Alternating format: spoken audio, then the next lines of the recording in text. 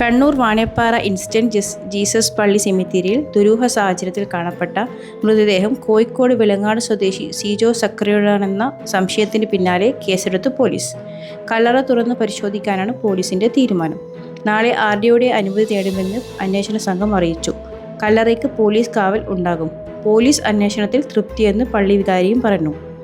Kannur Vaniyappara infant Jesus പള്ളി സെമിത്തേരിയിലെ പൊതുകല്ലറയിലാണ് നേരത്തെ സംസ്കരിച്ച ഒരു മൃതദേഹത്തിന് സമീപം പായൽ പൊതിഞ്ഞ നിലയിൽ മറ്റൊരു മൃതദേഹം കൂടി കണ്ടെത്തിയത്. 10 വർഷം മുൻപേ കാണാതായ വിലങ്ങാട് വായാട് സ്വദേശി സിജോ സക്കറിയുടെ കുടുംബമാണ് അന്വേഷണം ആവശ്യപ്പെട്ട് രംഗത്തെത്തിയത്. 2011 വീട്ടുകാരുമായി വാക്കുതർക്കങ്ങളുണ്ടായതിനെ തുടർന്ന് സിജോ സക്കറിയ വിലങ്ങാട് നിന്നും ഭാര്യയ്ക്കൊപ്പം ഭാര്യ വീടായ കരിക്കോട്ടക്കരി വാണിയപ്പാറയിലേക്ക് പോവുകയായിരുന്നു. പിന്നീട് സിജോ വിലങ്ങാട്ടുള്ള മാതാപിതാക്കളുമായോ ബന്ധുക്കളുമായോ ഒരു തരത്തിലും ബന്ധപ്പെട്ടിട്ടില്ല.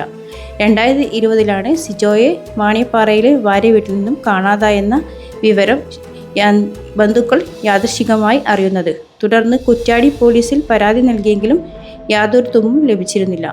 വാണിയമ്പാറ ഇൻഫന്റ് ജീസസ് പള്ളി സെമിത്തേരിയിലെ കല്ലറയിലുള്ള മൃതദേഹത്തിന്റെ DNA പരിശോധന നടത്തണമെന്നാണ് സിജോയുടെ കുടുംബത്തിന്റെ ആവശ്യം. പുതിയ പരാതി ഉയർന്നതോടെ കൂടുതൽ അന്വേഷണത്തിൽ കടക്കുകയാണ് പോലീസ്.